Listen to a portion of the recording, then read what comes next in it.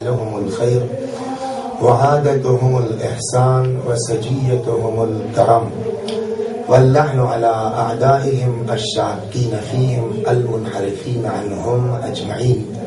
أما بعد، صدق الله تعالى حيث يقول وهو أصدق القائلين وقوله الحق.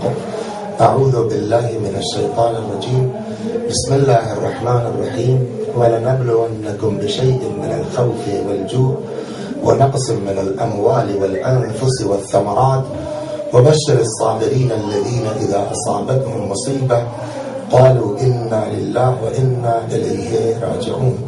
أولئك عليهم صلوات من ربهم ورحمة وأولئك هم المهتدون. صلى الله عليه وسلم.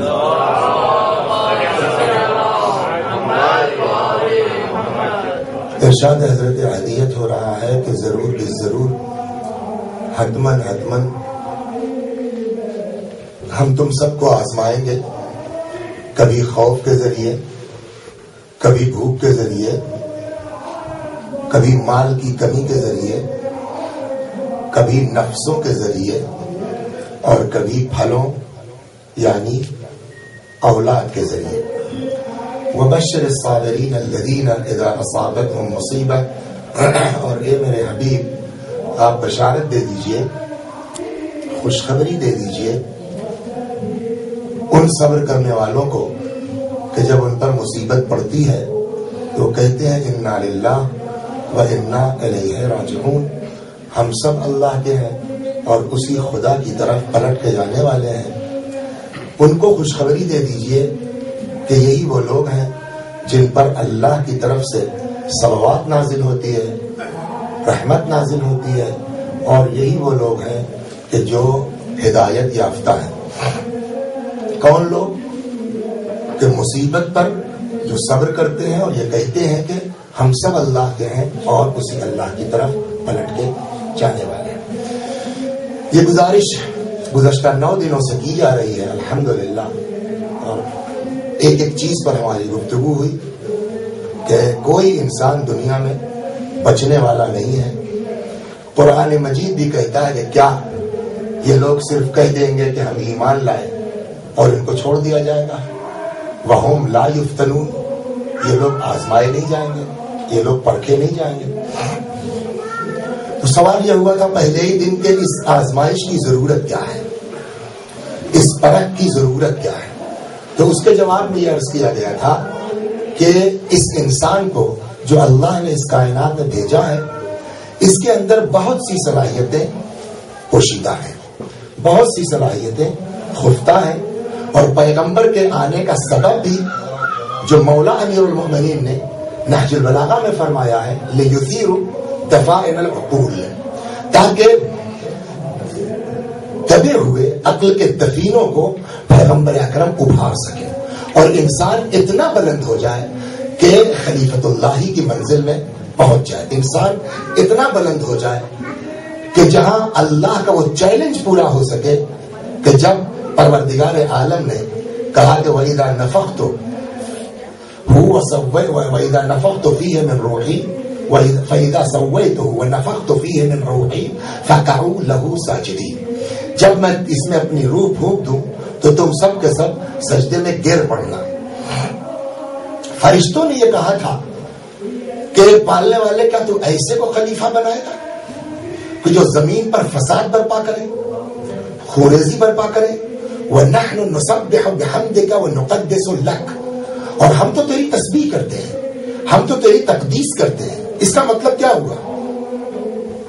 ظاہر بات ہے کہ فرشتے اللہ پر اعتراض نہیں کریں گے سوائے اس کے کہ ہم ایک جواب دوسرا دیں کہ اپنے کینڈیڈیٹ کے طور پر پیش کر رہے ہیں کہ صاحب انی جاعل فی الارض خلیفہ، آپ ہم کو بنا دیجیے، ہم تو تیری تسبیح کرتے ہیں، ہم تو تیری تقدیس کرتے ہیں، ایسے کو بھیجیے گا جو زمین پر فساد برپا کرے اور خوریزی برپا کرے. اس کے جواب میں اللہ تبارک و تعالیٰ نے کیا فرمایا تھا؟ انی اعلم ما لا تعلمون، میں جانتا ہوں وہ تم نہیں جانتے. یہ اس انی اعلم ما لا تعلمون ڈانٹا جا رہا ہے یا سمجھایا جا رہا ہے؟ صلوات بر محمد.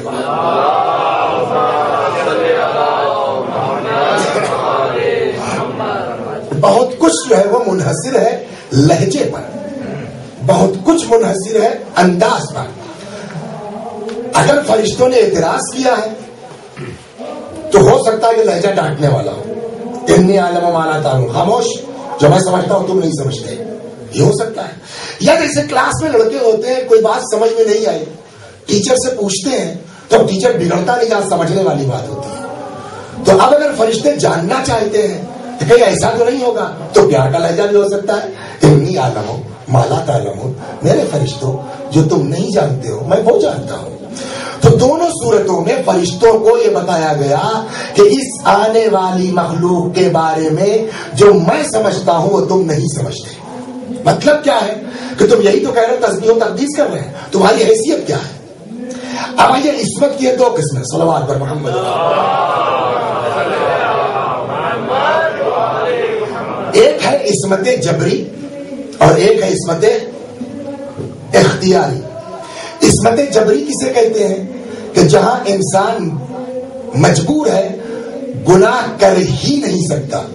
یہ جہاں صورتحال ہو، مجبوری ہو، گناہ کر ہی نہیں سکتا، تو اس گناہ کا نہ کرنے کا کوئی ثواب ہم کو ملے گا؟ 6 مہینے کا بچہ ہے، اب اس کو ثواب دیا جائے گا کہ اس نے کہیں چوری نہیں کی ہے؟ اس کو اس بات کا ثواب دیا جائے گا کہ صاحب اس نے معاذ اللہ زناکاری نہیں کی ہے؟ تو اس بچے کے اندر صلاحیت ہی نہیں ہے. تو اس عصمت کی کوئی حیثیت نہیں ہے کہ جہاں مجبوری پائی جاتی ہو. گناہ کرنے پر اختیار ہو اور نہ کرے، اس گناہ نہ کرنے کی عظمت ہے، حیثیت ہے. فرشتوں کی معصومیت کیسی ہے؟ بچے کی طرح سے. جیسے بچوں کے اندر صلاحیت گناہ کی نہیں ہے، بچے کا کوئی مرتبہ نہیں ہے، ٹھیک ہے آپ اس کو گناہگار نہیں کہہ سکتے، لیکن کوئی بہت بڑا کمال نہیں ہے اس کا چوری نہ کرنا 4 مہینے کے بچے کا. ویسے ہی فرشتوں کی جو عصمت بھی جبری عصمت ہے، مجبوری والی عصمت ہے. ہم تم کو دکھائیں گے اسی انسان میں کہ جہاں اختیار ہوگا اور انسان گناہ نہیں کرے گا. صلوات پر محمد. وہ کمال کی منزل انی اعلم ما لا تعلمون. اور چنانچہ یہ فرشتوں کو تو چھوڑیے، خود انسان کی سمجھ میں بات نہیں آ رہی ہے کہ صاحب انسان کے پاس اختیار ہو اور وہ گناہ نہ کرے. کیسے ممکن ہے؟ یہ ایسا ممکن ہے. ایک صورت حال یہ ہے کہ جو ہے وہ گزشتہ 20 سال کی زندگی گزر گئی، آپ یہ گارنٹی دے سکتے ہیں کہ 20 سال سے میں نے جھوٹ نہیں بولا، آپ یہ گارنٹی دے سکتے ہیں کہ 20 سال سے میں نے کوئی غلط کام. لیکن اگلے 20 سال جو زندگی بچی اس میں کیا گارنٹی ہے کہ نہیں بولیں گے، نہیں کریں گے؟ شیطان آخر وقت تک جو ہے وہ انسان کی کوشش میں لگا ہوا ہے. اور وہ قصہ پرسوں نرسوں کا وہ چچا کا گزرا ہے کہ جہاں شیطان لگا ہوا ہے کسی صورت سے چچا سے گناہ کروا ہی دیا. اس کی کیا گارنٹی ہے؟ ایک شخص آیا چھٹے امام کے پاس،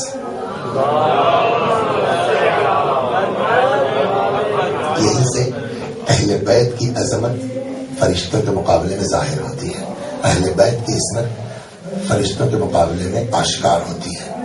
ایک شخص آیا چھٹے امام کی بارگاہ میں اور اس نے یہی بات پوچھی کہ مولا آپ لوگ گناہ نہیں کرتے؟ ہاں نہیں کرتے. آپ کو اختیار ہے، کر سکتے ہیں اور نہیں کرتے؟ اور بالکل اختیار کر سکتے ہیں. اللہ نے مجبور ہم کو فرشتوں طرح تھوڑی بنایا، ہم انسان کر سکتے ہیں، اس کے باوجود نہیں کرتے. اس نے کہا مولا کیسے گارنٹی ہو سکتی؟ وہی بات کہ ٹھیک ہے اب تک نہیں کیا آپ نے، اگلی کیسے گارنٹی ہو سکتی ہے کہ اختیار ہے مگر نہیں کر سکتے؟ جواب کا طریقہ بھی انسان کے پاس کہاں ہے جو اہل بیت علیہ الصلوۃ والسلام کے پاس ہے. صلوات بر محمد.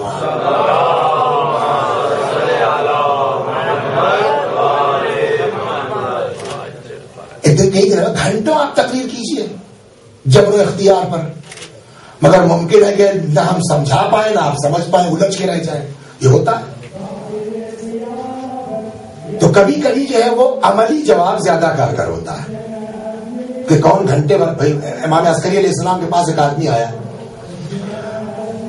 ہندوستان سے، حکیم صاحب 11ویں امام کی بارگاہ میں. جیسے ہی وہ آئے 11ویں امام ہمارے جو ہے وہ اس ہندوستانی سے ہندی زبان، اب پتہ نہیں اس وقت اردو تھی نہیں تھی، جو بھی ہندوستانی زبان رہی ہو 1400 سال پہلے جو ہے وہ، تو اس وقت پتہ نہیں یہ اردو تھی کہ نہیں تھی، یہ پنجابی تھی کہ نہیں تھی، یہ سندھی تھی کہ نہیں تھی، جو بھی اس وقت کی زبان رہی ہو ہندوستان کی. اس لیے کہ وہ ہندوستان تو بہت بڑا ہے نا، حد حتیٰ کہ جو ہے وہ حضرت آدم کو بھی کہا گیا کہ ہندوستان میں اتارا گیا، جبکہ اب وہ جگہ سراندید کی ہندوستان میں نہیں ہے، لیکن روایت کہتی ہے کہ ان اللہ احبط آدم بالہند، اللہ نے جو آدم کو اتارا ہند میں. روایات کہتی ہے کہ ہند سے مراد سراندید ہے، سراندید آج سری لنکا میں. تو کتنا بڑا تھا اس زمانے میں یہ بر صغیر. اب وہ کہاں سے گیا؟ ہو سکتا ہے ہندوستان سے مراد کراچی ہو سکتا ہے ہندوستان سے مراد سندھ ہو، بہرحال ہند. ہندوستان سے حکیم صاحب گئے ہیں کس کے پاس؟ ہمارے 11ویں امام کے پاس. اور اس وقت کی جو بھی زبان رہی ہو ہند کی، اس ہندی زبان میں گفتگو شروع کر دی امام علیہ السلام نے. وہ تو آ کر کے بیچارہ اس کو تو اپنی زبان آتی ہے نا، امام سے باتیں کر رہا ہے. امام نے بھی اس سے اس کی لینگویج میں گفتگو شروع کر دی. جو صحابی تھے آس پاس وہ دیکھ رہے ہیں یہ کیا ہوا. اچھا اس وقت تو تصور بھی نہیں تھا، اس وقت تو سب ہر علاقے کا آدمی اپنے خول میں رہتا تھا. ترقی وہ تو تھی نہیں کہ صاحب آدمی کو فرینچ بھی آتی ہے اور جرمنی بھی آتی ہے، انگریزی بھی آتی ہے اور پنجابی بھی آتی ہے اور سندھی بھی آتی ہے. تب تو بس ایک آدھ زبان جس کو معلوم ہے اپنی وہ ڈھنگ کی وہی کافی ہے جو ہے وہ. اب وہ آدمی غور سے دیکھا اتنی دور سے ہند سے یہ حکیم صاحب آئے ہیں اور امام ان سے ہندی میں بات کر رہے ہیں. جب چلا گیا تو اب اس صحابی سے نہیں برداشت ہوا. اس نے کہا مولا آپ اس سے ہندی میں بات کر رہے تھے کیسے؟ اب کیا سمجھائیں اس کو کہ ہم کیا ہیں. کبھی کبھی ہوتا ہے کہ آدمی بیان کر سکتا ہے مگر سامنے والے کے اندر سمجھنے کی صلاحیت نہیں ہے، تو ایسے کے سامنے کیا فلسفہ بیان کرے گا آدمی. اسی لیے ہم لوگوں کو بھی حکم دیا گیا جو روایات میں وہ یہی ہے خطابت کے فن میں، کلم الناس علی قدر عقولہم، لوگوں سے ان کی عقل کے مطابق بات کرو، اپنے علم کے مطابق بات مت کرو. صلوات محمد. اب امام کیا سمجھائیں اس کو؟ امام نے جو ہے وہ وہی عملی جواب دیا. ایک کنکری اٹھائی اپنے دہن میں رکھی اور کہا یہ رکھ لو. اب جو اس نے رکھا تو مشہور ہے نا، کوئی نئی بات تو نہیں کہہ رہا ہوں، 70 زبانیں بول رہا تھا. اب اس کو مزید پوچھنے کی ضرورت ہے کیسے بول رہے تھے آپ. تو کبھی کبھی عملی جواب زیادہ کارگر ہوتا ہے تقریر کے مقابلے میں. اب یہ شخص آیا چھٹے امام سلام اللہ علیہ کی بارگاہ میں اور آن کے کہتا ہے کہ مولا آپ کو اختیار ہے اور گناہ نہیں کرتے. کہا ہے اختیار، اس کے باوجود نہیں کرتے. گارنٹی کیا ہے کہ کل نہیں کریں گے، پرسوں نہیں، گزشتے کے تو چلیے ضمانت ہو گئی کہ اب تک نہیں کیا ہے. وہ کوئی بھی آدمی گارنٹی لے سکتا ہے، مومن ہو، متقی ہو، پرہیزگار ہو، وہ آدمی آگے کہہ سکتا ہے. بہت سے ہمارے علماء ایسے گزرے ہیں کہ جنہوں نے گارنٹی دی ہے کہ میں نے اپنی زندگی میں مکروہ کام نہیں کیا ہے. ایسے بزرگ گزرے ہیں ہمارے، ایسے علماء گزرے ہیں ہمارے، ایسے شعراء گزرے ہیں کہ جن پر اہل بیت کی توجہ ہے. صلوات بر محمد. آج پتہ نہیں تم نے پڑھا اچھا یا ہم لوگوں نے سنا اچھا یا یہ کہ تاریخ کی مناسبت سے کچھ رونق رہی، آج بڑا اچھا لگا. کبھی کبھی ایک اخلاص ایسا آ جاتا ہے شعراء کے اندر. نام سن لیجیے اس کا بات تمہاری جو ہے وہ تھوڑا سا دل جوئی ہو جائے.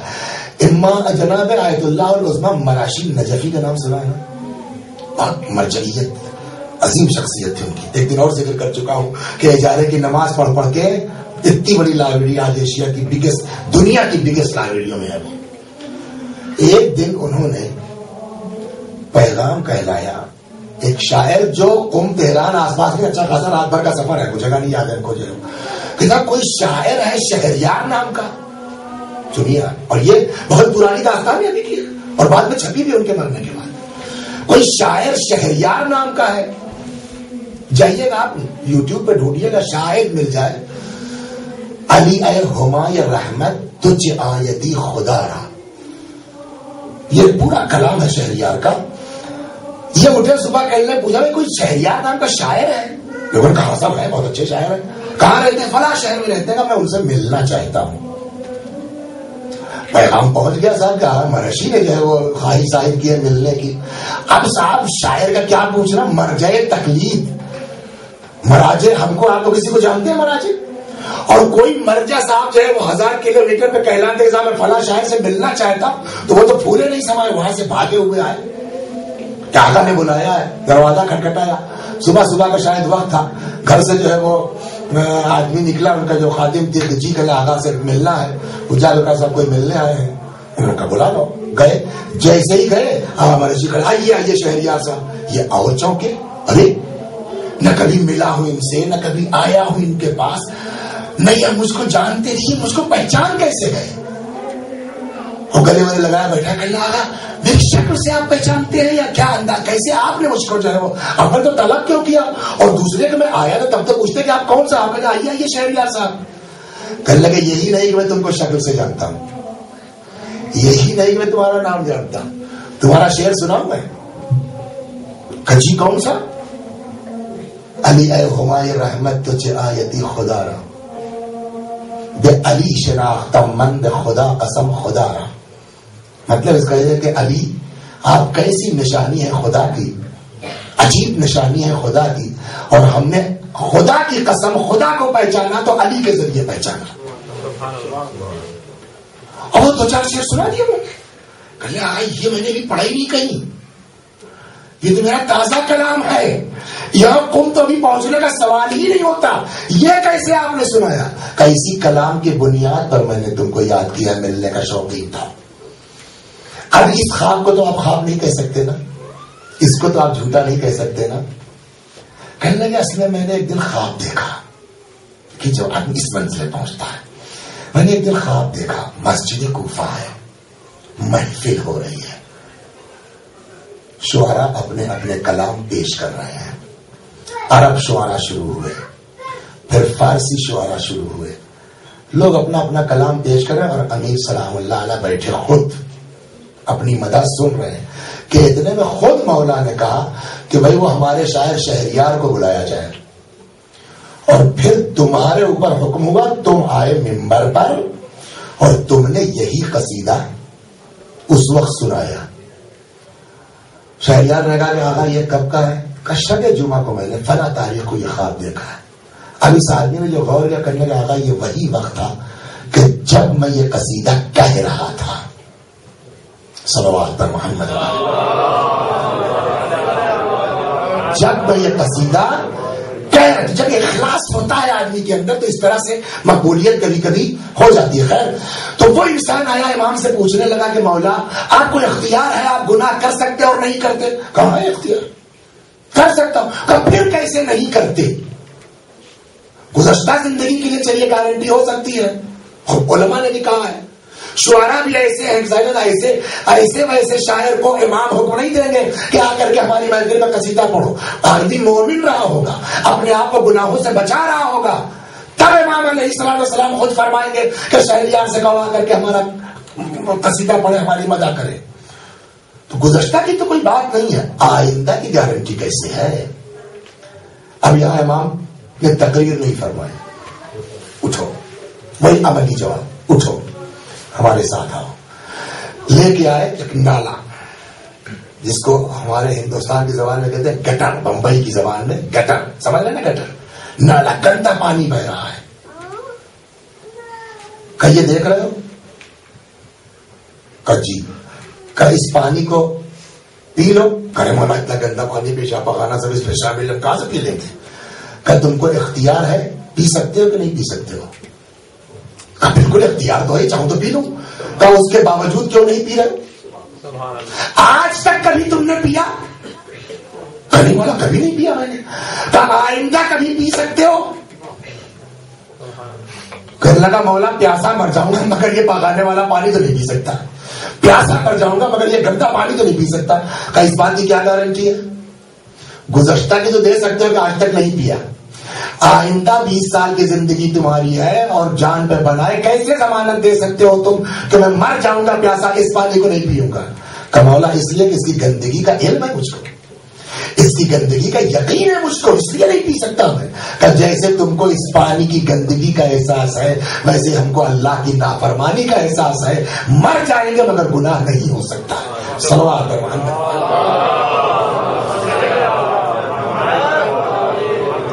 تو یہ ابتلا اور یہ آزمائش، اس سے کوئی بچنے والا نہیں ہے۔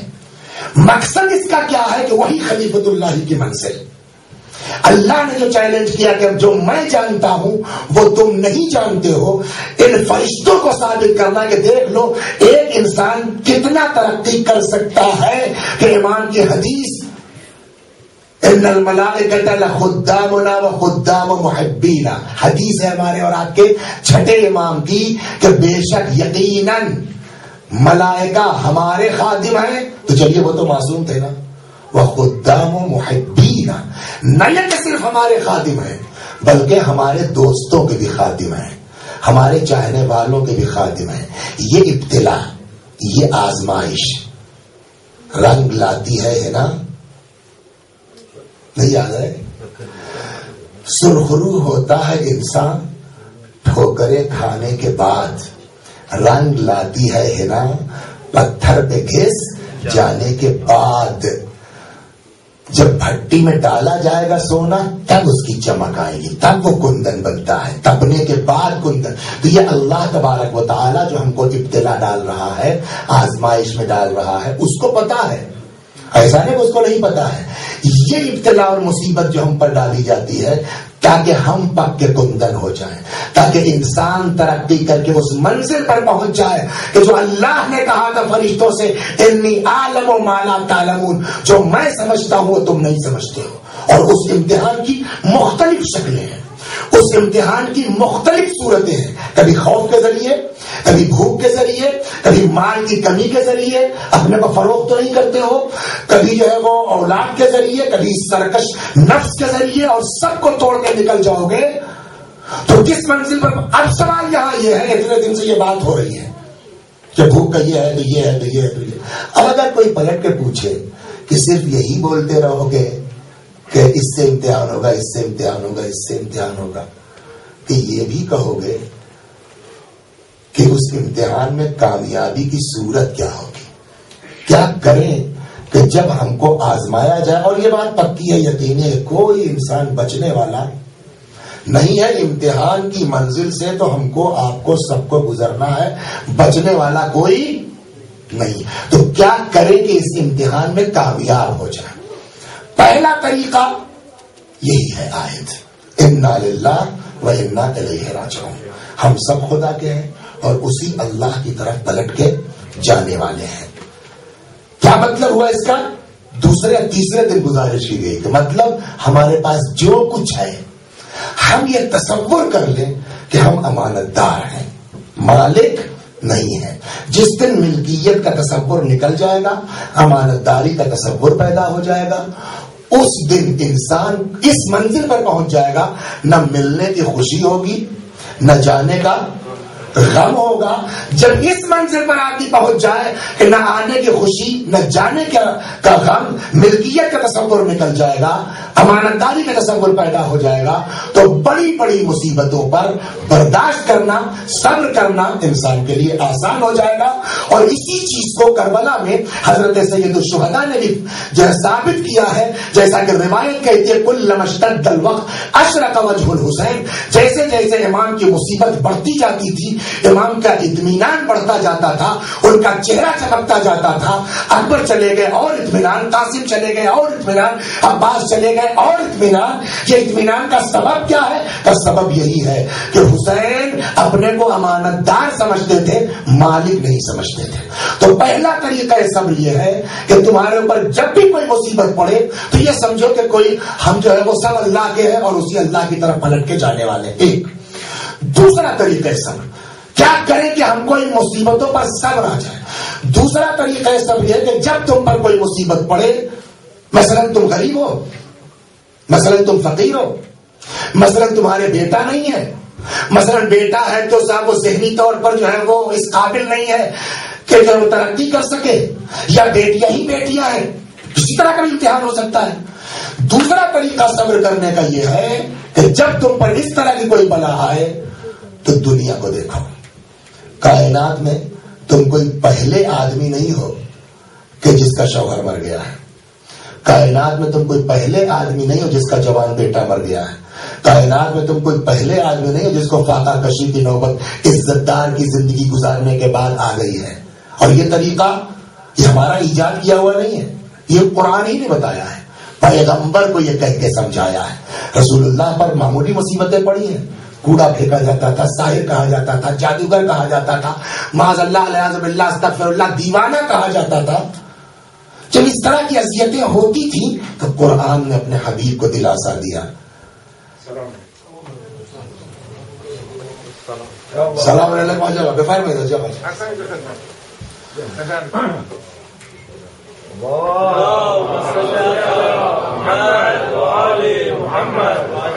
حضرت کو اس طرح کہا جاتا تھا تو قرآن نے سمجھایا ہے کہ کوئی آپ پہلے رسول تھوڑی ہے, کوئی آپ پہلے پیغمبر نہیں ہے کہ جس کو اذیت دی گئی, جس کو ستایا گیا.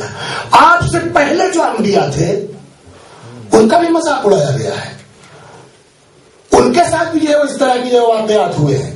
تو قرآن نے ہم کو یہ سمجھایا کہ جب تم پر کوئی آفت آئے, جب تم پر کوئی بلا آئے, جب تم پر کوئی مصیبت آئے تو تم دنیا کو دیکھو, تم کوئی پہلے آدمی نہیں ہو. تو پہلا طریقہ صبر یہ ہے کہ انا للہ و انا الیہ راجعون, ہم امانت دار ہیں, مالک نہیں ہیں. دوسرا طریقہ صبر یہ ہے کہ جب تم پر کوئی بلا آئے, جب تم پر کوئی مصیبت آئے تو تم اس بات پر غور کرو کہ تم کوئی اکیلے نہیں ہو جس پر یہ مصیبت ہے. ایک داستان آپ کو سناتا ہوں, صلوات پر محمد.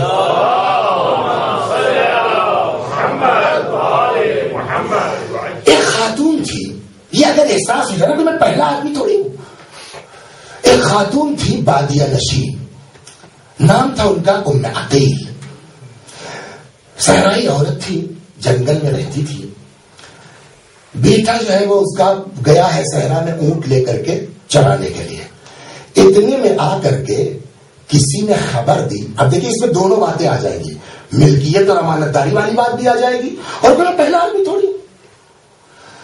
بادیہ نشین عورت ہے, بیٹا اس کا جنگل میں گیا ہے, اپنے اونٹوں کو لے کے گیا ہے, چرانے کے لیے گیا. کسی نے آ کر کے اطلاع دی, ام عقیل تمہارا بیٹا جو اپنے جانوروں کو لے کر کے جنگل میں گیا تھا, اونٹ کچھ خفا ہوا, ناراض ہوا اور اس نے دھکیل دیا ہے تمہارے بیٹے کو کنویں میں, تمہارا بیٹا مر گیا. آپ غور کریں گے کون سی ماں ہے کہ اچانک جوان بیٹے کی موت کی خبر پا کر کے چیخے نہ, چلائے نہ, شور نہ کرے, ہنگامہ نہ کرے, گریہ نہ کرے؟ ممکن ہے ایسا؟ اس روم میں عقیل کے کچھ مہمان آئے ہوئے تھے. اس نے کہا چپ, خاموش, میرے یہاں کچھ مہمان آئے ہیں, کیا تم لوگ میری مدد کر سکتے ہو کہ ان کے لیے کچھ کھانا تیار ہو جائے؟ سوچ سکتے ہیں آپ کہ انسان اتنا ترقی, یہ ہے امتحان کی منزل کہ انسان کہاں کتنی ترقی تک. جوان بیٹے کی موت کی خبر آ رہی ہے اور وہ کیا کریے, خاموش. تمہیں کوئی میری مدد کر سکتا ہے کہ مہمانوں کے لیے کچھ کھانا تیار ہو جائے؟ راوی جو روایت کر رہا ہے اس کا کہنا یہ ہے کہ صاحب جو ہے وہ ہم نے اس کا دمبا وغیرہ ذبح کروایا, گوشت تیار کیا, کھانا پکوایا, مدد کی اس کی. مہمانوں نے کھانا کھایا, کوئی رشتے دار نہیں ہوں گے. جب کھا پی چکے تب وہ بحیثیت عزادار کے آ کر کے ان مہمانوں کے درمیان بیٹھی اور کہتی ہے کہ بھائی یہ خبر لائے ہیں کہ جنگل میں اونٹ نے میرے بیٹے کو گرا دیا ہے کنویں میں اور میرا بیٹا مر گیا. کیا تم میں سے کسی کو قرآن کی کوئی آیت یاد ہے کہ جو تلاوت کر دے تاکہ مجھ کو کچھ تسکین مل جائے اور میرے بیٹے کو کچھ ثواب ہو جائے؟ اور اتفاق سے یہ واقعہ اسی آیت کی تفسیر میں لکھا گیا ہے, اور اتفاق ہے کہ صاحب اس پورے 9 دن میں نئی آئی بات ذہن میں کہ اس چیز کو نقل کرتے اور آج بہت مناسبت سے یاد آ گئی ہے بات. یہ خبر لائے ہیں کہ میرے بیٹے کو کنویں میں گرا دیا ہے اونٹ نے, تو ان میں سے کسی کو کوئی آیت یاد ہے کہ جو تلاوت کر دے تاکہ مجھ کو کچھ تسکین مل جائے اور میرے بیٹے کو کچھ ثواب پہنچ جائے؟ راوی کہتا ہے کہ اتفاقاً مجھ کو یہ آیت یاد آ گئی مناسبت سے. کیا یہی جو 9 دن سے چل رہی ہے, وَلَنَبْلُوَنَّكُمْ بِشَيْءٍ مِّنَ الْخَوْفِ وَالْجُوعِ وَنَقْصٍ مِّنَ الْأَمْوَالِ وَالْأَنفُسِ وَالثَّمَرَاتِ. ضرور بالضرور, حتماً تم سب کو آزمایا جائے گا, خوف کے ذریعے, بھوک کے ذریعے, مال کی کمی کے ذریعے, نفسوں کے ذریعے, پھلوں کے ذریعے. وَبَشِّرِ الصَّابِرِينَ, آپ خوشخبری دے دیجیے ان صبر کرنے والوں کو کہ جب ان پر کوئی مصیبت آئے. آپ اللہ سے گزارش تھوڑا سا آگے تشریف لائیے, بعد میں آنے والوں کو زحمت ہو رہی ہے, زحمت ہوگی.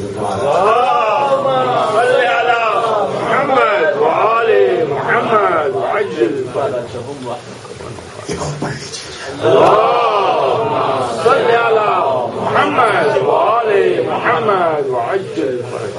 تو بشارت دے دیجیے ان کو، خوشخبری دے دیجیے ان کو کہ جب مصیبت پڑتی ہے تو کہتے ہیں انا للہ و انا الیہ راجعون، ہم سب اسی کے ہیں، اسی کی طرف پلٹ کے جانا ہے۔ کاہے کی بشارت؟ کہ ان پر اللہ کی طرف سے صلوات نازل ہوتی ہے، رحمت نازل ہوتی ہے، اور یہی لوگ ہدایت یافتہ ہیں۔ راوی کہتا ہے کہ جب میں نے اس آیت کی تلاوت کی تو جملہ سنیں گے واقعی عجیب ہے، یہ انسان امتحان سے کہاں پہنچا کے انسان کو کس ترقی کی منزل پر لے جانا چاہتا ہے۔ عورت ہے، صحرائی ہے،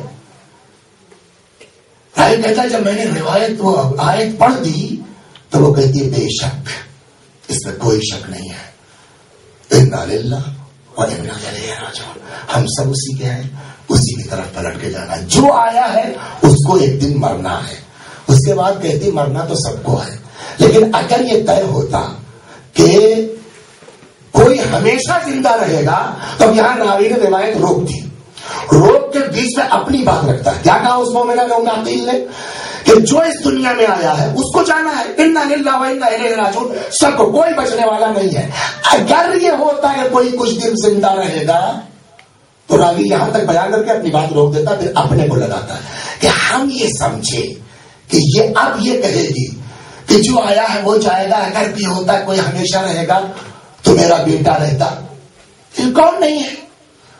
کہتا ہے مجھ کو تعجب ہوا اس وقت کہ جب اس نے اپنے بیٹے کا ذکر نہیں کیا، کہتی ہے جو اس کائنات میں آیا ہے اس کو جانا ہے، اور اگر طے ہوتا کہ کوئی ہمیشہ رہے گا تو پیغمبر رہتے اپنی امت کے لیے، رسول اللہ رہتے اپنی امت کے لیے۔ جب احمد مرسل نہ رہے کون رہے گا؟ جب پیغمبر نہ رہے تو کوئی بیٹا اپنی ماں کے لیے کیا رہے گا، کوئی بیٹا اپنے باپ کے لیے کیا رہے گا، کوئی بھائی اپنے بھائی کے لیے کیا رہے گا، کوئی عزیز اپنے عزیز کے لیے کیا رہے گا۔ تو دوسرا طریقہ صبر یہ ہے کہ جب تم پر مصیبت پڑے، مصیبت نازل ہو، تو پہلا یہ ہے ملکیت کا تصور نکال کے امانت داری کا تصور پیدا کرو۔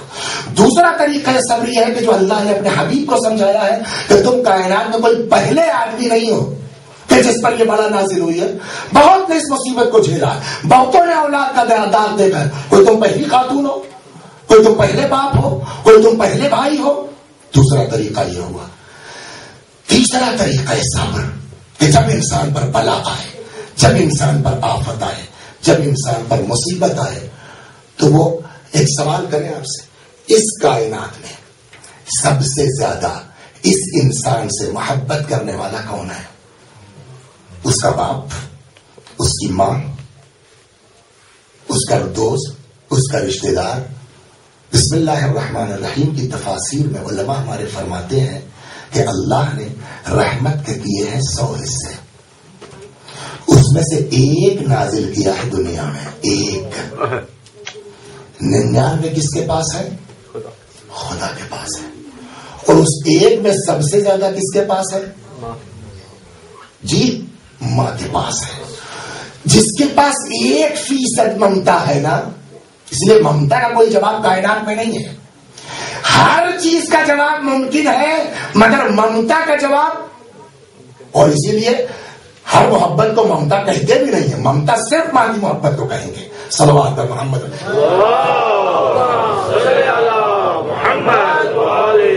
اس 1% والی کا حال یہ ہے، آ گئے ہم لندن میں بیٹھ گئے، 2 سال سے 4 سال سے ماں کی کوئی خبر نہیں لی، بیمار ہو گئی، اطلاع آئی تب بھی کوئی خبر نہیں لی۔ کچھ دن تک تو جو ہے وہ کسی نے سمجھایا وہ اسائلم اور کیا ہوتا ہے، اس میں پھنسا ہوگا، فلاں ہوگا، ڈھکا ہوگا، لیکن جب 4-6 سال 10 سال گزر گئے تب ماں کو فیل ہوا کہ یہ تو گیا وہاں بدل گیا جو ہے وہ۔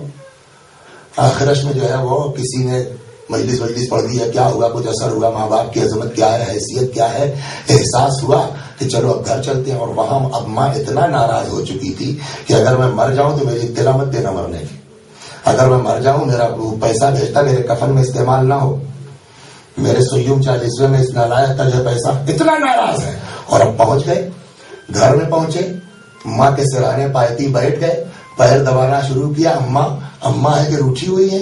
اب 8 سال کے بعد خبر لی، کیسے چلا ہمارا 8 سال تم کو اندازہ نہیں. پیر دباتے رہے فریاد کرتے رہے، اور اماں ہے کہ روٹھی ہوئی ہے.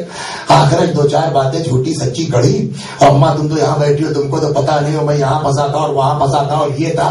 50 طرح کے جھوٹ بول کر کے جب کئی جھوٹ بول لیے تو وہی ماں جو اتنا ناراض تھی کہ پیسہ نہ لگے میرے کفن میں سیوب 40 میں، ایک مرتبہ پلٹتی ہے، غور سے محبت سے بچے کو دیکھتی ہے. ہاں تو میں تو کہہ رہی تھی سب سے، میں نے کہا میرا بچہ ایسا تھوڑی ہے.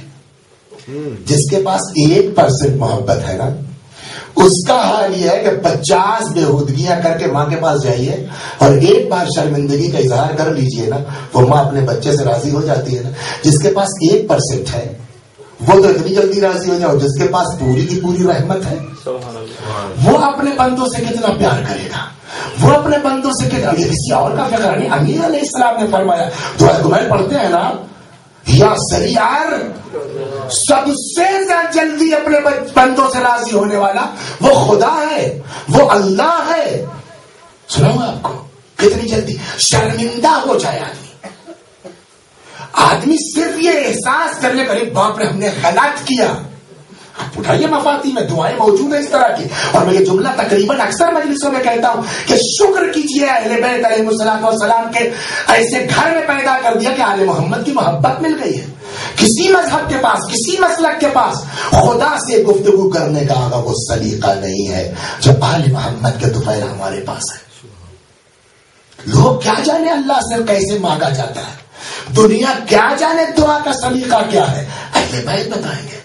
وہاں اسی مناجات جو ہم سے 15 مناجات اسی مناجات میں ہے، الہی ان کان الندم علی الذنب توبۃ فانی وعزتک من النادمین. پالنے والے اگر گناہ پر شرمندہ ہو جانا یہی توبہ ہے تو تیری عزت کی قسم ہم اپنے گناہ پہ شرمندہ ہے. تو وہ تو ایسا کریم اور رحیم ہے، شرما جاؤ میرا بندہ گناہ کر کے شرمندہ ہے معاف کر دو.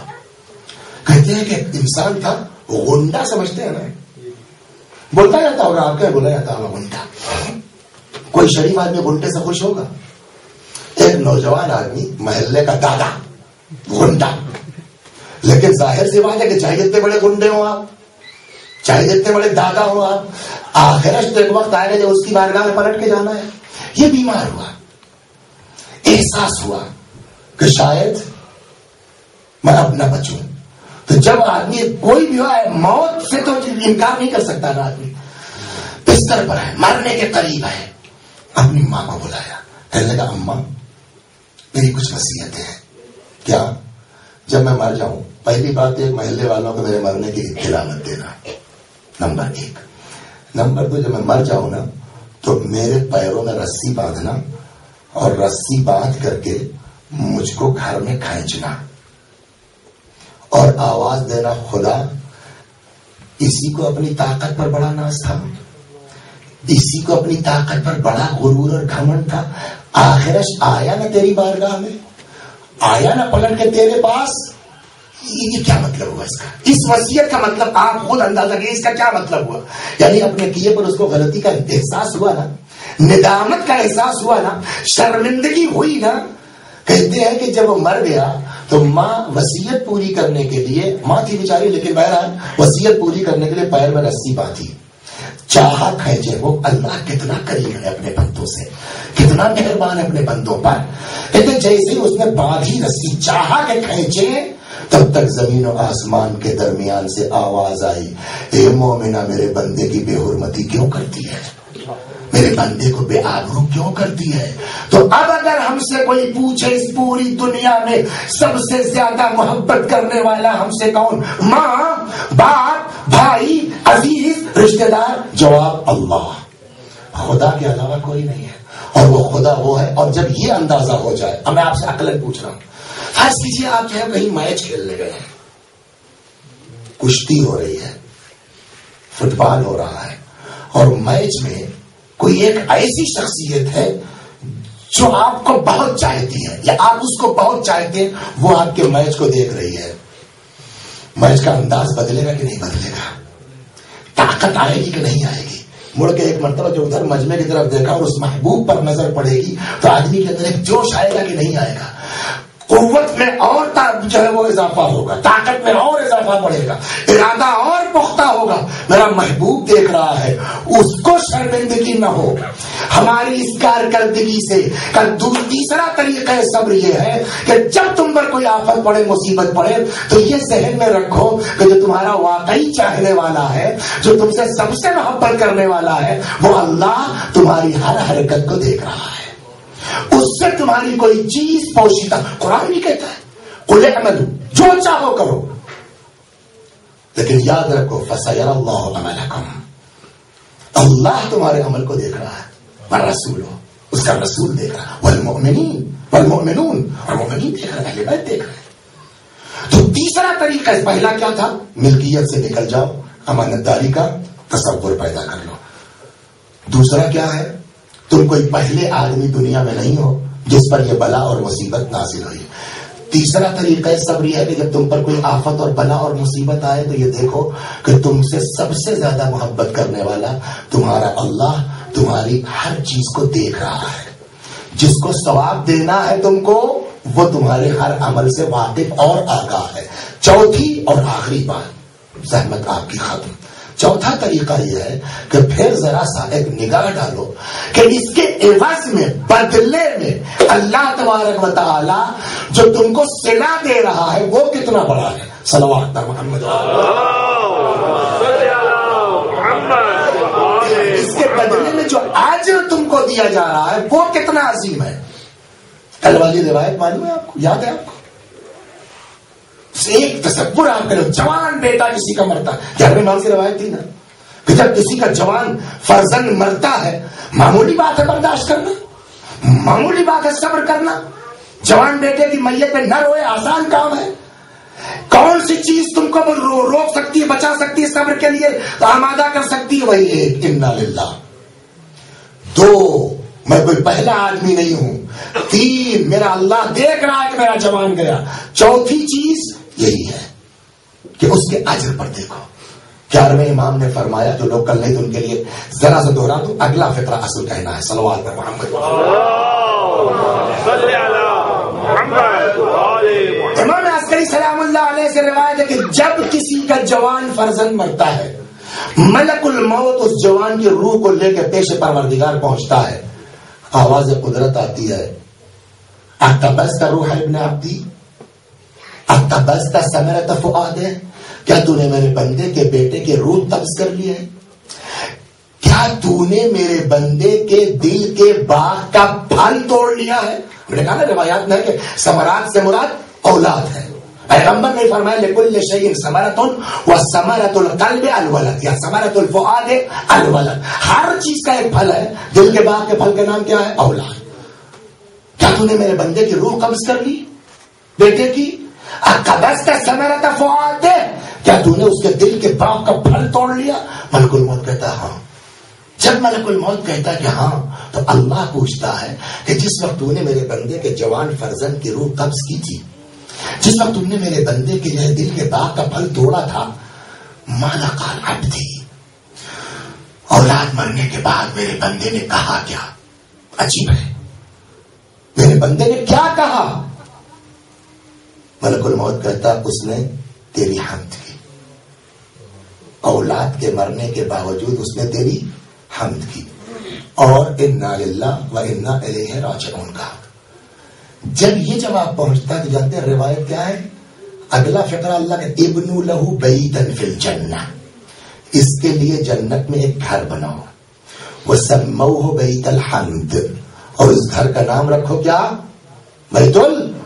یہاں تک تو کل نقل کیا تھا. اس کے آگے جو بات عرض کرنی ہے، یہ پتا ہے کہ کتنا بڑا معاملہ ہے یہ بیت الحمد.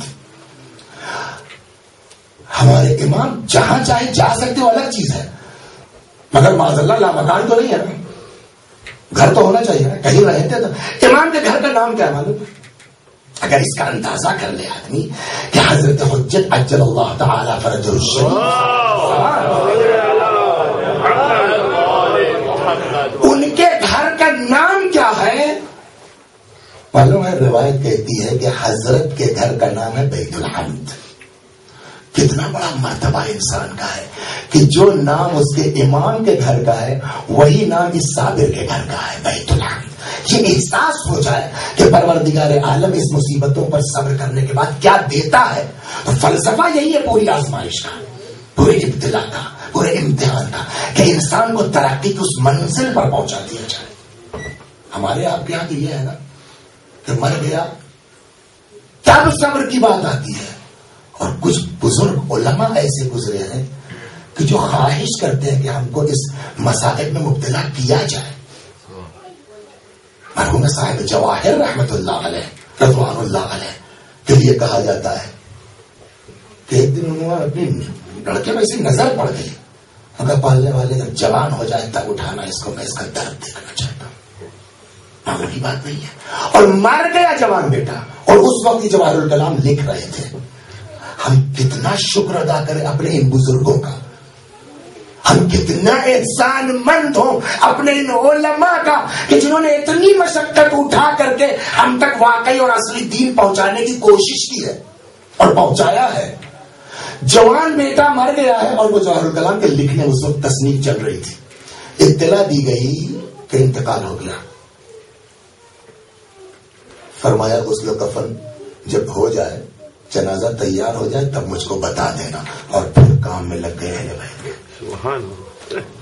یہ معمولی چیز ہے، یہ معمولی چیز ہے۔ اللہ اکبر، کہ جہاں آدمی سب چھوڑ کر کے صرف اللہ کے لیے۔ ایک گزرے ہیں، وقت نہیں رہا ورنہ سناتا میں اس کو۔ ابن ابی عمیر پکڑے گئے، مارا جا رہا ہے، نام بتاؤ شیعوں کا۔ 100 کوڑے کا ان کو حکم ہو گیا، برداشت کر لیا اس آدمی نے۔ کیسے کہ ہم لوگ واقعی بہت سکون میں ہیں جو قدیم لوگوں نے مصیبتیں برداشت کی ہیں۔ 100 کوڑے مارے جائیں گے، نام بتاؤ شیعوں کے، نہیں بتایا۔ حکم 100 اور مارو۔ کہنے جب اور پڑھنے لگا تو تھوڑا سا گھبرانے لگے، دل میں آیا چلو ایک آدھ کا نام بتا کے بچ گئے۔ لیکن تھوڑا سا تم محنت کرو، اللہ بھی مدد کرتا ہے۔ اندر سے جو کہیں میرے کان میں اچانک کسی کی آواز آئی، یا ابن ابی عمیر اتق اللہ۔ میرے اندر اور طاقت آئی، 200 کوڑے برداشت کر لی، اور میں نے شیعوں کے نام نہیں بتائے۔ یہ تو ان کا حال ہے نا، کتنی زحمتوں سے روایات اہل بیت ہم تک پہنچی ہیں، کتنی۔ ابن ابی عمیر کی ایک بہن تھی، کوئی لکڑی ایسی ہوتی ہے کہ اگر مٹی کے اندر بھی اس کو ڈال دیا جائے تو 100-200 سال تک اس سے کچھ بگڑنے والا نہیں ہے۔ ان کی بہن نے ان کے دوستوں سے کہا کہ مجھ کو ایک صندوق چاہیے، اس لکڑی کا صندوق آ گیا۔ اس میں کچھ کاپیاں تھیں ابن ابی عمیر کی، اس صندوق میں رکھی اور رکھ کر کے جو ہے وہ مٹی کے نیچے دفنا دیا۔ ابن ابی عمیر بہت بڑے آدمی تھے، پیسے والے تھے۔ جب بیچارے گرفتار ہو گئے تو کوئی اونٹ لے گیا، کوئی کچھ لے گیا، لٹ گئی ان کی دولت پوری۔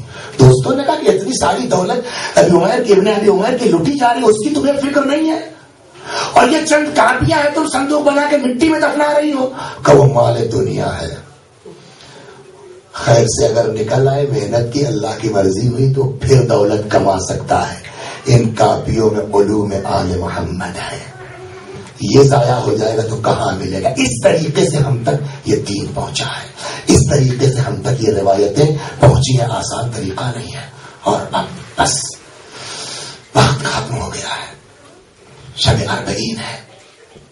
ہمارے ان علماء نے واقعی کتنی زحمت، اور ان پر یہ ذہن میں رہے، ان پر امام کی نگاہ ہے۔ عالم میں تو ہمارے جیسا کیا گارنٹی کا؟ گارنٹی ٹھیک، لیکن جس امام نے ذمہ دار بنایا نا، وہ امام ذمہ دار ہے، نگہدار ہے، وہ ان کو بچائے گا خطاؤں سے۔ آج میں بہت سے بزرگ ایسے ہیں جنہوں نے حضرت کی زیارت کی ہے، حضرت سے ملاقات کی ہے، لیکن آج میں اربعین کی مناسبت سے ایک داستان چھوٹی سی سناتا ہوں، اور ختم دعا صلوات پر محمد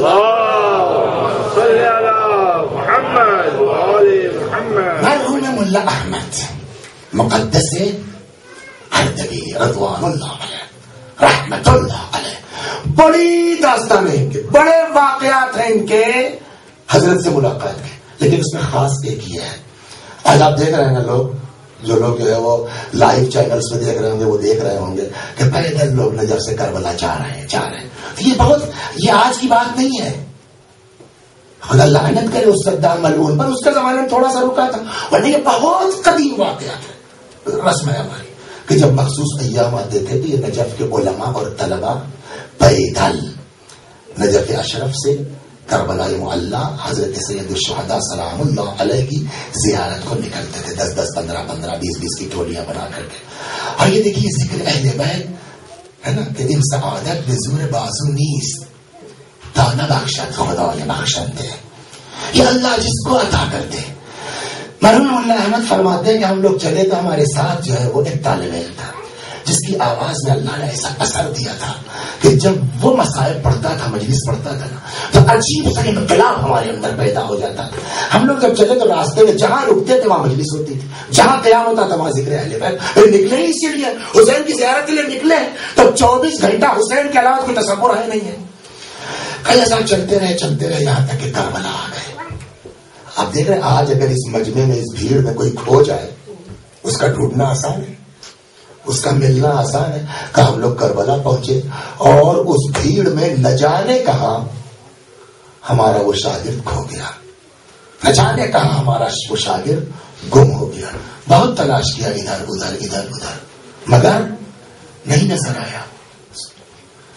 پھر آخر کار جب نہیں ہوا تو ہم نے کہا چلو اچھا زیارت پڑھ لیتے ہیں، اس لیے کہ ایمان کی علامتوں میں سے علامت یہ بھی ہے 51 رکعت نماز، اور دوسری چیز کیا ہے زیارت اربعین. یہ ایمان کی پہچان ہمارے ہے. کہا زیارت پڑھ لیتے ہیں اربعین کی، پھر دیکھا جائے گا. کہتے ہیں زیارت اربعین شروع ہوئی کہ اتنے میں ہم نے دیکھا مجمع کو چیرتا ہوا ایک جوان عربی لباس پہنے ہوئے ہماری طرف چلا آ رہا ہے. ہمارے پاس آن کے کھڑا ہو گیا، کہنے لگا ملا احمد کیا کرنے جا رہے ہو؟ ہم نے کہا زیارت اربعین پڑھنے جا رہے ہیں. فرمایا ذرا بلند آواز سے پڑھو میں بھی سنوں گا. کتنے بڑے شرف کی بات ہے، کتنے بڑے مرتبے کی بات ہے. ہم آپ پہنچ سکتے ہیں اس منزل پر. ذرا بلند آواز سے پڑھو میں بھی سنوں گا. میں نے بلند آواز سے پڑھنا شروع کیا. جب زیارت ختم ہوئی تو بعض نقطوں کی طرف مجھے متوجہ کیا کہ اس سے پہلے میں متوجہ نہیں تھا. پھر میں اپنے دوستوں کی طرف متوجہ، کہاں گیا وہ ہمارا وہ شاگرد، کہاں گیا جو مسائل پڑھتا تھا؟ کہا حضور اب کہاں ڈھونڈے چاہے وہ اجتہام میں اس مجمع میں. کتنے میں آنے والے نے کہا کہ مقدس آپ کیا چاہتے ہو؟ تو ہم نے کہا جناب، اب ان کو تو پتا نہیں کون ہے. ہم نے کہا جناب ایک بچہ تھا ہمارا شاگرد تھا جو راستے بھر مجلسیں پڑھتا ہے، سوچ رہے تھے یہاں بھی کربلا میں بھی مسائل ہو جاتے ہیں، مگر ہمارا ذاکر پتہ نہیں کہاں کھو گیا ہے. آنے والے نے کہا کہ مقدس میں پڑھ دوں سنو گے؟ میں پڑھ دوں سنو گے؟ اللہ اکبر. اب ان کو پتا نہیں نا کہ کون ہے، اور نہ اس انداز سے گفتگو کرتے. انہوں نے کہا صاحب ہم کو مصائب سے مطلب ہے، آپ پڑھنا جانتے ہیں، آپ ہی پڑھ دیا، ہمارا ذاکر نہیں مل رہا ہے تو کیا کریں. مقدس فرماتے ہیں مرتبہ نگاہ اٹھائی اور امام کے ذریعے کی طرف دیکھا، روزے کی طرف دیکھا. کہتے ہیں نگاہ ڈالنے کا انداز ایسا تھا کہ ہمارے سب کے دل منقلب ہونے لگے. کچھ نہیں فرمایا، ایک جملہ کہا اور نظروں سے اوجھل ہو گئے. کیا یا جدہ؟ نہ میں، نہ یہ مقدس اردبیلی، نہ یہ طلبہ، کسی کو وہ موقع نہیں بھولتا جب آپ اپنی بہن زینب سے رخصت ہو رہے تھے. اللہ اکبر. کسی کو وہ وقت نہیں بھولتا جب آپ اپنی بہن زینب سے رخصت ہو رہے تھے. یہ جملہ کہا اور نظروں سے غائب ہو گئے. تب ہم کو اندازہ ہوا کہ یہ کوئی اور نہیں تھا بلکہ فاطمہ کا لال تھا جو ہمارے دلوں کو منقلب کر کے چلا گیا. ایک سوال آپ سے کروں، اربعین کا دن ہے نا، جیلوں کا دن ہے، اتنے سارے مصائب ہیں، اکبر کی شہادت ہے، قاسم کی شہادت ہے، اور محمد کی شہادت ہے، عباس، اتنے سارے ہیں، لیکن اس میں انتخاب کہے کا ہوا. ہم کو وہ موقع نہیں بھولتا جب آپ زینب سے رخصت ہو رہے ہیں. آپ غور کریں گے کہ آخر اس کے پیچھے کیا ہے. میں نہیں کہتا معاذ اللہ حضرت عباس کی شہادت معمولی ہے، حضرت جو ہے وہ علی اکبر کی شہادت معمولی ہے، کم سے کم تعداد جو روایت میں کہی جاتی ہے کربلا میں دشمن کی فوج کی 25,000 35,000. لکھنے والوں نے اس سے بھی آگے تک لکھا ہے. آپ ذرا آنکھ بند کیجئے اور کربلا کے اس علاقے کا پورا تصور کیجئے کہ 25,000 یا 1,00,000 سے اوپر یہ فوجی ساز و سامان کے ساتھ کتنے بڑے رقبے کو یہ ایکوائر کی ہوگی فوج. جدھر نکاح اٹھ کے جائے گی ہر طرف دشمن ہی دشمن تو نظر آئیں گے نا. میں نہیں کہتا کہ معاذ اللہ استغفر اللہ حضرت عباس کی شہادت ہلکی ہے یا معمولی ہے. عباس شہید ہو گئے, کم از کم بیویوں کو یہ ڈھارس تو ہے نا کبھی امام آئے. علی اکبر شہید ہو گئے, کم از کم بیویوں کو یہ ڈھارس تو ہے نا کہ ابھی امام ہے. لیکن آپ ذرا تصور کیجئے اس وقت کیا گزری ہوگی عورتوں پر, خاص کر کے زینب پر, جب حسین نے آگے کہا ہوگا زینب خدا حافظ, اے رقیہ و کلثوم خدا حافظ, اللہ اکبر. چنانچہ تاریخ کہتی جیسے حسین نے یہ فقرہ کہا بی بی زینب دوڑ کے آگے آئی, دونوں باہیں حسین کے گلے میں ڈال کے لپٹ گئی. فرماتی ہے بھیا میں تم کو نہ جانے دوں گی. اکیلی زینب یتیموں کو دیکھے, بیواؤں کو دیکھے, بیمار کو دیکھے, میں نہ جانے دوں گی. حضرت کو اندازہ ہو گیا کہ اب آسان طریقے سے عام طریقے سے اجازت مشکل ہے. فاشار علیہ السلام الی قلب اخت, بھائی نے بہن کے دل کی طرف اشارہ کیا. نہ جانے اس اشارے میں کیا خصوصیت تھی, شرح صدر پیدا ہوا, جدا ہوئی. اچھا بھیا جاؤ خدا حافظ. کیسے حسین نکلے نہیں معلوم, بس 2 جملے اور ختم دعا. کہتے ہیں جیسے ہی گھر سے نکلنے لگے تب تک پیچھے سے زینب کی آواز آئی, مہلن مہلا یبن الزہرا, مہلن مہلا یبن الزہرا. اے زہرا کے لال, دھیرے دھیرے, اے زہرا کے فرزند, آہستہ آہستہ. مڑ کے جو دیکھا آقا نے زینب چلی آ رہی, ادھر کے بہنا تم تو اجازت دے چکی تھی, تم تو رخصت کر چکی تھی, اب کیوں چلی آ رہی ہو؟ فرمایا بھیا اماں کی وصیت یاد آ گئی ہے. کیا فرمایا تھا جب میرا بیٹا میدان میں جانے لگے میرے بچے کے گلے کے بوسے لے لینا. اللہ اکبر, اللہ اکبر. اے میرے بھائی ذرا بندے قضا کھولو. کوئی پڑھنا بہت آسان ہے, سننا بہت آسان ہے. کوئی بیوی کے دل سے پوچھے جس جگہ کو چومنے جا رہی ہو ابھی اس گلے پر کوئی خنجر پھرایا جائے گا. آنکھ سے آنسو نکل رہا ہے. دعا کا بہترین وقت ہے, دعا کیجئے انشاءاللہ سب کو خدا حسین مظلوم کی زیارت نصیب کرے. میرا مولا میدان میں آ گیا, بس میرے بھائی یہ 2 جملے اور ختم دو. میرا آقا میدان میں آ گیا, جنگ شروع ہوئی. اس کو پوری تفصیل میں نہیں جانا, انشاءاللہ دعا کیجیے حسین کی زیارت سلام اللہ علیہ نصیب ہو. جب آپ کربلا جائیے گا نا تو وہاں آپ کو بتایا جائے گا یہی وہ ٹیلا تھا, یہی وہ بلندی تھی جہاں سے بہن اپنے بھائی کی جنگ کا منظر دیکھ رہی تھی. میرا مولا گھوڑے سے زمین پر آیا, شمر ملعون جس میں دھار پہ سوار ہوا. جانور بھی ذبح کیا جاتا ہے, پانی پلا لیا جاتا ہے, گلا سامنے سے کاٹا جاتا ہے, چھری تیز ہوتی ہے, لیکن ہائے میرا مولا گلا خشک ہے, کل خنجر ہے, جیسے ہی چاہتا ہے سر و گردن میں جدائی کرے. اس بلندی سے بہن دیکھ رہی تھی, آواز دی ابن سعد ایقتل ابو عبداللہ وانت تنظر الیہ. ارے سعد کے بچے میرا بھیا ذبح ہو رہا ہے اور تو کھڑا دیکھ. وسيعلم الذين ظلموا أي منقلب ينقلبون, وسيعلم الذين ظلموا أي منقلب ينقلبون, وسيعلم الذين ظلموا أي منقلب ينقلبون. إنا لله وإنا إليه راجعون. خدا ہماری اس عزا کو قبول فرما, مزید عزا اہل بیت کی توفیق کرامت فرما. جب تک زندہ ہے در اہل بیت سے وابستہ رکھ, مرنے کے بعد جوار معصومین میں جگہ کرامت فرما. یا اللہ اس 40 پر جو بھی ظاہر کربلا حسین سلام اللہ علیہ کی زیارت کے لیے گئے, اللہ تمام زوار حسین کی حفاظت فرما, ان کو صحت و سلامتی کے ساتھ ان کے وطن واپس پلٹا. یا اللہ ہم سب کو اس دنیا میں قبر حسین کی زیارت، آخرت میں شفاعت حسین نصیب فرما۔ ہمارے مولا، ہمارے آقا، ہمارے مالک، ہمارے صاحب، ہمارے سید و سردار امام زمانہ کو ہم سے راضی اور خوشنود فرما، حضرت کے ظہور میں تعجیل فرما، ہمیں آقا کے غلاموں میں شمار فرما۔ وآخر دعوانا ان الحمد للہ رب العالمین۔